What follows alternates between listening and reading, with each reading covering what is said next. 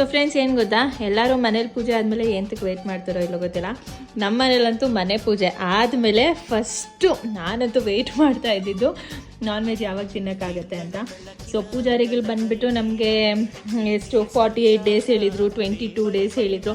ಆಮೇಲೆ ನಾವು ಕೇಳ್ಕೊಂಡಿದ್ದಕ್ಕೆ ಅದರಲ್ಲಿ ಅರ್ಧ ಮಾಡಿ 11 ಡೇಸ್ ಹೇಳಿದರು. ಸೊ ಈಗ 11 ಡೇಸ್ ಕಂಪ್ಲೀಟ್ ಆಗಿದೆ.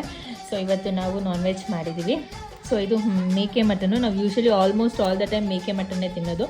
ಕುರಿ ಮಟನ್ ತಿನ್ನೋದಿಲ್ಲ, ಅದು ಹೆಲ್ತ್ಗೂ ಅಷ್ಟು ಒಳ್ಳೆಯದಲ್ಲ, ಆಮೇಲೆ ಟೇಸ್ಟು ಚೆನ್ನಾಗಿ ಬರೋದಿಲ್ಲ. ಸೊ ಇನ್ನು ನನ್ನ ಹಸ್ಬೆಂಡ್ ಬಂದಿಲ್ಲ, ಆಫೀಸ್ಗೆ ಹೋಗಿದ್ದಾರೆ. ನಾನು ಆಲ್ರೆಡಿ ಮನೇಲಿ ಬ್ಯಾಟಿಂಗ್ ಮಾಡ್ತಾಯಿದ್ದೀನಿ.